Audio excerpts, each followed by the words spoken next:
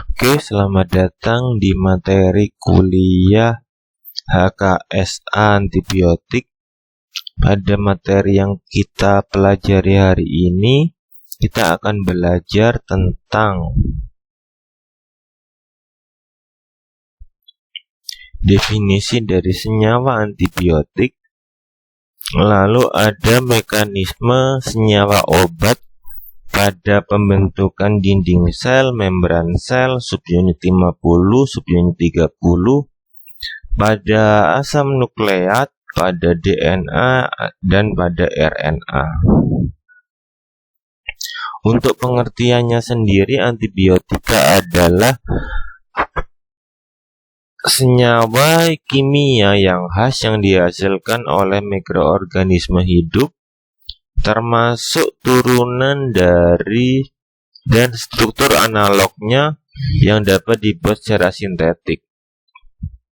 Seperti yang kita ketahui, untuk antibiotika pertama kali ditemukan oleh Alexander Fleming, di mana pada Alexander Fleming tersebut dia membiakkan bakteri, dan pada bakterinya tersebut tercemar oleh jamur yang mencemari dari kulturnya tersebut adalah jamur Penicillium notatum. Nantinya jamur Penicillium notatum tersebut diisolasi dan akan dihasilkan antibiotika penicillin. Untuk fungsinya adalah dalam kadar rendah mampu menghambat proses penting dalam kehidupan suatu spesies, atau menghambat satu proses atau yang lebih pada mikroorganisme.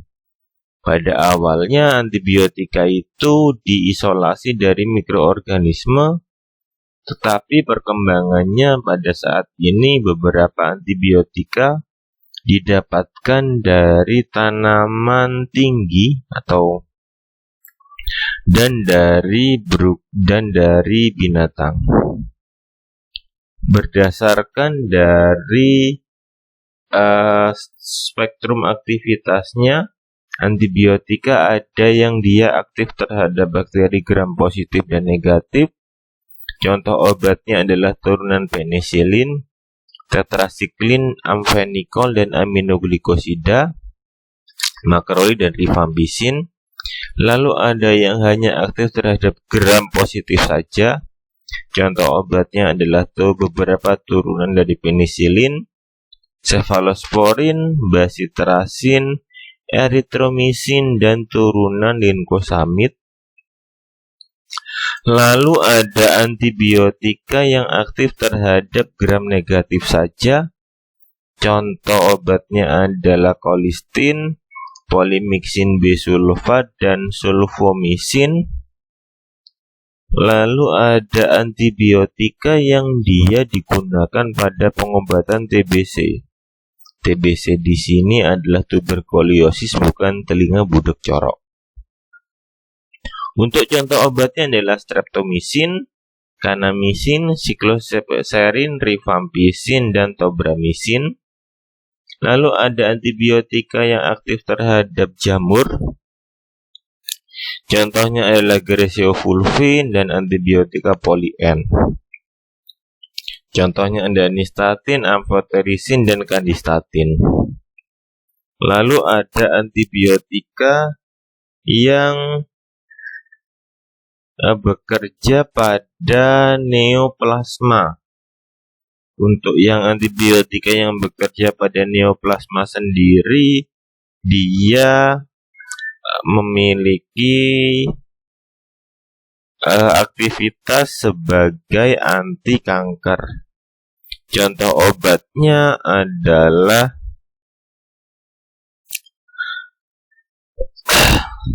mitomycin, actinomycin, dan doxorubicin. Ini adalah pemetaan dari dinding dari sel bakteri, dan untuk obatnya tersebut bekerja pada reseptor yang mana. Saya ambil contoh pada pembentukan dinding sel.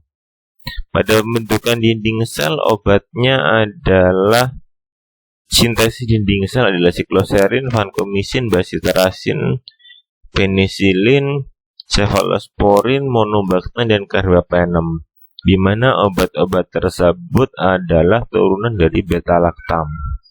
Lalu ada yang menghambat dari proses sintesis asam folat. Contoh obatnya adalah trimetoprim dan sulfamethoxazole. Ketika keduanya digabung, maka nama obatnya adalah cotrimoxazole.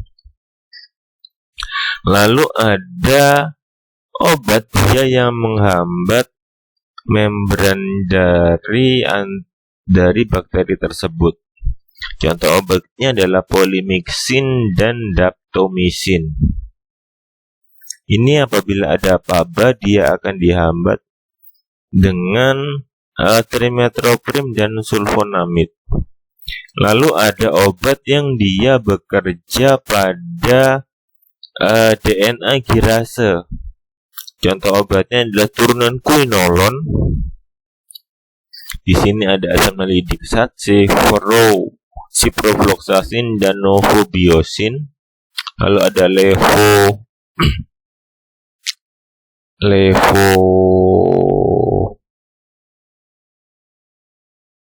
yang minumnya 1 kali sehari itu loh, saya lupa namanya. Sama-sama turunan quinolone.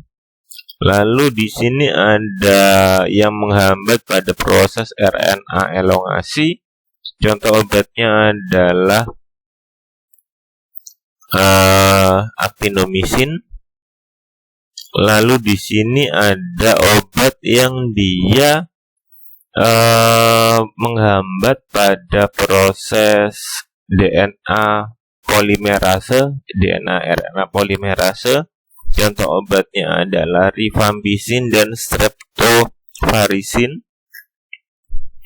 Lalu ada yang menghambat pada protein 50S dan 30S, di mana untuk ribosom 50S, contoh obatnya adalah erythromycin dan turunannya atau antibiotika makrolida, dan ada antibiotika turunannya chloramphenicol atau antibiotika amphenicol. Lalu ada clindamycin dan lincomycin, di mana merupakan makrolida. Lalu ada antibiotika yang dia menghambat pada ribosom 30S. Seperti yang kita ketahui, ribosom itu ada 2 unit, 30S yang bagian bawah dan 50S yang bagian atas. Nah, untuk lebih mengetahui kenapa kok dibilang ribosom 50S dan 30S, silakan ditanyakan pada kuliah bioteknologi. Lalu di sini ada antibiotika tetrasiklin, spektinomycin, streptomycin, gentamicin, kanamycin, amikacin, dan nitrofuran. Ini adalah antibiotika yang bekerja pada ribosom 30S. Biasanya antibiotika ini merupakan turunan aminoglikosida. Lalu ada yang dia menghambat pada proses sintesis RNA transfer atau RNA-T. Contoh obatnya adalah mupirocin dan puromycin. Oke, yang sekarang akan kita pelajari adalah HKSA dari pembentukan antibiotika beta-laktam, di mana untuk antibiotika beta-laktam sendiri ada turunan dari penisilin, ada turunan dari cefalosporin, dan ada beta-laktam non-klasik. Untuk turunan dari penisilin sendiri, di sini ada gugus beta-laktam, di mana gugus beta-laktam itu strukturnya sangat mudah diingat. Kita tinggal membuat struktur kotak seperti ini, lalu kita kasih gugus NH di sampingnya dan kita kasih O ikatan rangkap 2. Dari antibiotika sendiri ini di sini semuanya memiliki struktur beta-laktam. Nah, untuk struktur beta-laktam sendiri ada perbedaannya antara turunan penisilin cefalosporin, yaitu terletak pada gugus samping setelah beta-laktamnya tersebut. Apabila penisilin dia memiliki senyawa siklopentena di mana ini ada S-nya, dan apabila dia beta-laktam dia memiliki sikloheksana dan memiliki satu S di sini. Lalu ada antibiotik beta-laktam non klasik. Contoh obatnya adalah meropenem, di mana meropenem sendiri sekarang merupakan antibiotika yang paling kuat untuk pengobatan infeksi. Ini adalah mekanisme kerja dari antibiotika beta-laktam sendiri. Untuk antibiotika beta-laktam sendiri, dia akan menghambat apabila ada sel-sel itu mau membelah diri, dia akan mengeluarkan enzim transpeptidase, di mana apabila ada enzim transpeptidase maka akan terbentuk senyawa peptidoglikan. Nah, senyawa peptidoglikan sendiri yang merupakan bahan dari sintesis dinding sel. Tetapi apabila ada antibiotika beta-laktam, maka dia memiliki gugus O dan C, di mana O ini merupakan parsial negatif dan C merupakan parsial positif. Nantinya gugus O yang ada pada enzim transpeptidase akan menyerang gugus yang lebih elektropositif. Nantinya apabila dia berhasil diserang, maka akan terjadi pembukaan cincin beta-laktam. Ketika cincin beta-laktamnya tersebut membuka, enzimnya akan berikatan pada gugus beta-laktam, sehingga seperti yang kita ketahui, untuk struktur dari protein itu memiliki struktur 3 dimensi. Apabila struktur 3 dimensinya itu berubah, maka dia aktivitasnya juga akan berubah juga. Nah, ketika enzim transpeptidase dia berikatan dengan gugus beta-laktam, maka enzim transpeptidasenya menjadi tidak aktif.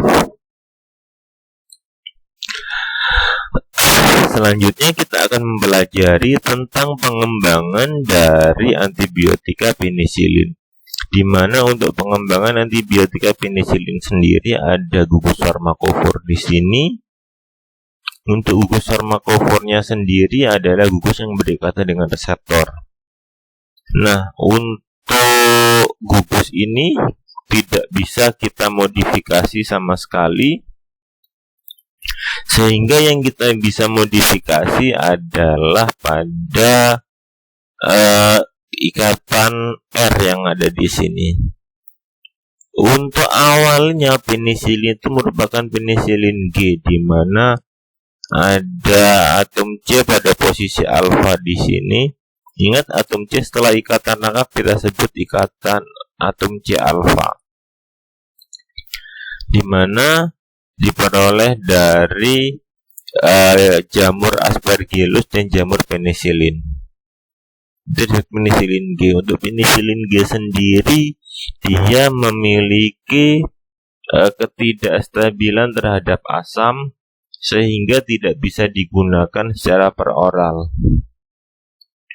Oleh sebab itu penggunaannya secara intravena. Lalu Dengan kita menambahkan gugus elektronegatif, contohnya ON pada atom C posisi alfa, maka akan meningkatkan stabilitasnya secara peroral. Akan meningkatkan stabilitasnya terhadap asam. Nah, di mana itu dimasukkan? Nah, contohnya pada penisilin V kita masukkan gugus O di sini. Pada penisilin K kita masukkan gugus O di sini, dan pada ambisilin kita masukkan gugus NH2 gugus N pada senyawa ambisilin. Ambisilin juga dikenal dengan aminopenisilin. Untuk kita masuk ke penisilin G sendiri, pengembangannya dia awalnya hanya aktif terhadap bakteri gram positif. Dengan kita menambahkan gugus yang polar, contohnya adalah HOH, lalu di sini ada NH2, ada COOH, ada SO3H, maka akan menjadi senyawa tersebut terionisasi. Akibatnya akan meningkatkan spektrumnya sehingga aktif terhadap bakteri gram positif dan gram negatif. Nah, kekurangannya dari antibiotika beta-laktam tersebut, dia tidak bisa bertemu dengan enzim yang namanya beta-laktamase. Ketika dia bertemu dengan enzim beta-laktamase, maka strukturnya tersebut akan pecah dan rusak sebelum berikatan dengan enzim peptidoglikannya. Oleh sebab itu, caranya untuk mengatasi, kita tambahkan struktur yang bulky itu strukturnya meruah, dan bisa untuk menghambat dari enzim beta-laktamase. Contoh obatnya di sini adalah asam klavulanat, di mana untuk asam klavulanat sendiri biasanya digunakan bersamaan dengan amoksisilin. Contoh obatnya adalah mereknya adalah Clanex, tapi kekurangannya dari antibiotika asam klavulanat ini, dia tidak tahan terhadap asam. Oleh sebab itu, penggunaannya biasanya disalut enterik. Nah, kalau nanti kalian bekerja ada asam klavulanat dan amoksisilin, itu tidak bisa diracik.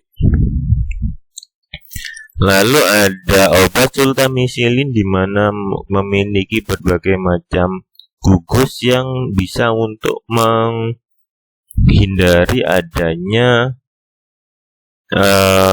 beta-laktamase. Di sini ada struktur yang bulky. Struktur yang bulky ini sangat besar strukturnya, sehingga bila ada enzim beta-laktamase, dia akan mengikat bagian-bagian yang bukan merupakan gugus beta-laktamnya.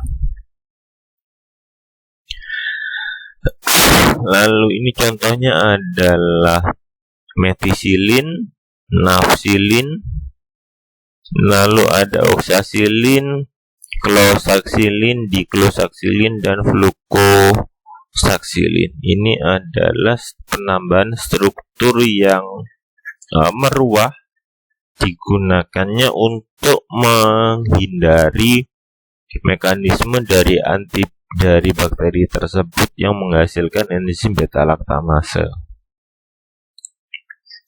Lalu untuk pengembangan dari antibiotika penisilin ini, di sini ada gugus R1 dan gugus R2. Apabila dia digantikan dengan HH, maka akan menjadi ampicillin, di mana untuk ampicillin tersebut memiliki absorpsi peroral yang sangat jelek. Apabila kita tambahkan posisi OH pada gugus R1, maka akan menjadi amoksisilin, Amoksisilin ini memiliki membran permeabilitas atau kemampuan untuk menembus membran yang lebih baik dan akan meningkatkan absorpsi secara peroralnya. Pada gugus R2, apabila kita masukkan gugus ester, maka akan menjadi senyawa prodrug. Ketika menjadi senyawa prodrug, maka absorpsi peroralnya akan lebih baik daripada yang obatnya langsung. Lalu ada antibiotika pada dasarnya untuk penisilin, dia tidak aktif terhadap bakteri Pseudomonas aeruginosa. Oleh sebab itu, untuk ampicillin, amoxicillin tidak aktif. Untuk mengaktifkannya, kita harus memasukkan gugus NHCO yang memiliki keasaman yang meningkatkan keasaman dari antibiotika tersebut, sehingga dapat menghambat, dapat aktif terhadap bakteri Pseudomonas aeruginosa. Ini kita tambahkan gugus NHCO di sini.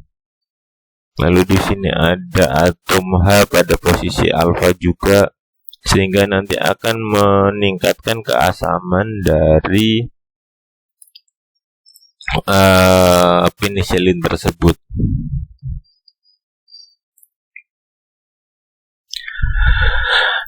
Ini adalah antibiotika sultamicillin, di mana antibiotika ini merupakan gabungan antara ampicillin dan sulbactam. Antibiotika ini memiliki kemampuan yang paling baik dari semua struktur penisilin. Ini adalah sifat klinis dari turunan penisilin, di mana ini penisilin yang awal. Penisilin G dia hanya aktif terhadap gram positif saja, tetapi tidak aktif terhadap gram negatif. Pseudomonas aeruginosa stabilitasnya tidak bisa digunakan secara peroral dan rusak oleh enzim beta laktamase. Nah, untuk enzim beta laktamase sendiri adalah suatu enzim yang digunakan oleh bakteri, fungsinya untuk merusak dari struktur beta laktam. Obat-obat yang dia tahan terhadap enzim beta laktam, contoh obatnya adalah closaxilin, dosaxilin, dan flucloxacillin.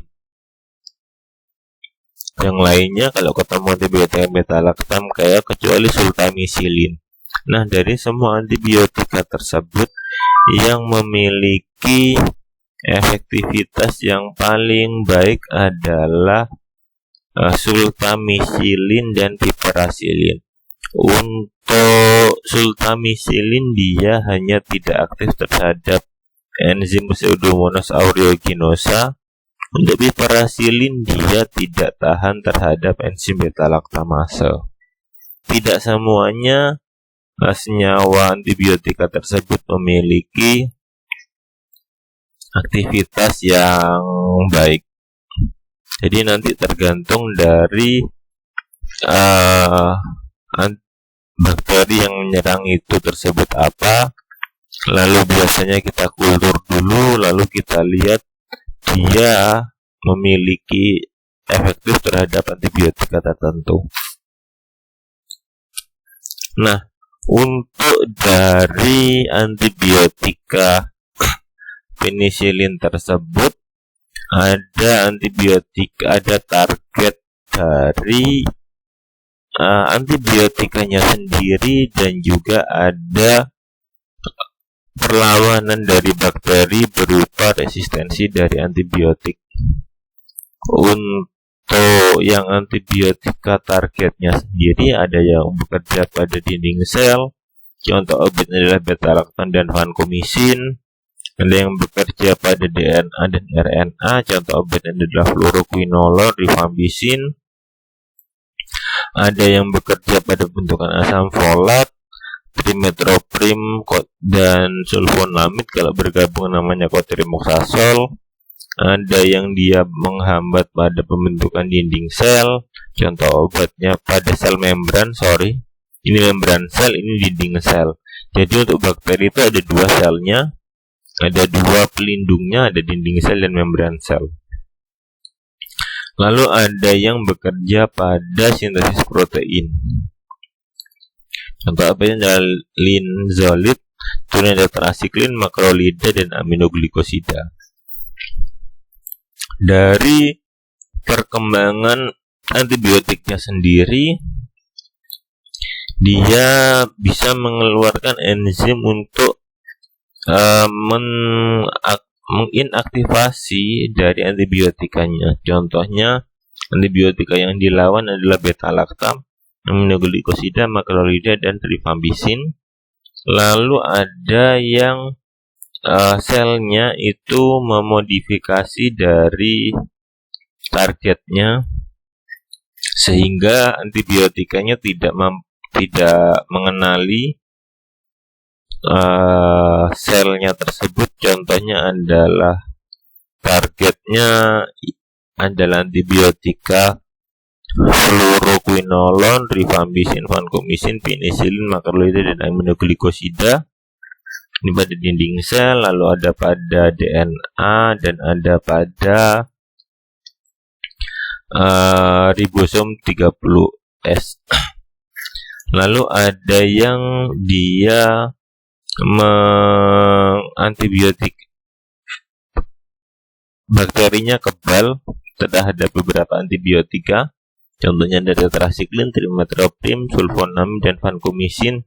Lalu ada proses dengan membentuk efflux. Efflux ini nanti sel antibiotik ini tidak bisa masuk. Contoh obatnya adalah fluoroquinolone, aminoglikosida, tetracycline, beta-lactam, dan makrolida. Ini adalah bakteri yang dilawan.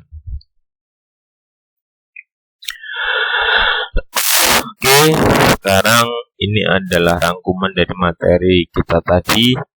Ada antibiotika yang bekerja pada dinding sel, membran sel, ribosom. Untuk yang dinding sel ada penicillin, cephalosporin, di mana bekerja pada biosintesis peptidoglikan. Aktivitasnya adalah bakterisid, ada bakterisid, ada bakteriostatik. Di mana untuk bakterisid itu langsung membunuh dari bakterinya sendiri. Kalau bakteriostatik itu menghambat dari pertumbuhan bakterinya sendiri. Yang obatnya adalah bacitracin, vancomycin, sikloserin. Ini untuk menghambat sintesis dinding sel. Lalu ada yang bekerja pada membran sel, ada dinding sel dan membran sel, harus dibedakan. Contoh obatnya adalah nystatin, polymyxin, amphotericin, di mana bekerjanya ada yang mengubah dari fungsi membran sel dan integritas membran. Untuk nystatin merupakan dan amphotericin itu untuk pengobatan fungisid. Lalu ada polymyxin B yang dia bekerja sebagai bakterisid. Lalu ada yang proses bekerjanya pada DNA, ada mitomycin, rifampicin, glicerulin, dan actinomycin, di mana untuk mitomycin itu digunakan untuk fansidal. Fansidal itu ada terapi kanker. Lalu ada rifampicin, griseofulvin. Untuk rifampicin itu untuk bakterisid, untuk griseofulvin itu merupakan fungistatik, dan actinomycin digunakan untuk fansidal atau anti kanker. Lalu ada antibiotika yang bekerja pada subunit 50, 30, dan 60. Contoh obatnya adalah turunan amitocyclitol dan tetracycline. Untuk menghambat biosintesis protein, di mana bersifat bakterisid. Untuk aminocyclitol dan untuk tetracycline dia bakteriostatik. Yang bekerja pada ribosom 50S adalah turunannya amfenikol, makrolida, dan linkosamid. Bekerjanya sama pada proses biosintesis protein dan semuanya bersifat bakteriostatik. Lalu ada yang bekerja pada subunit 60S. Pada eukariotik ini ada prokariotik dan eukariotik. Harap dibedakan. Perbedaannya apa? Kalian sudah pelajari di kimia dasar, di biologi dasar. Ada glutamirid dan asam fuksidat di mana dia berfungsi untuk menghambat proses biosintesis dari protein. Untuk tipe aktivitasnya, untuk glutamirid itu fungisid dan asam fuksidat adalah bakterisid. Terima kasih. Jika ada pertanyaan, silakan kita diskusi di Microsoft Teams.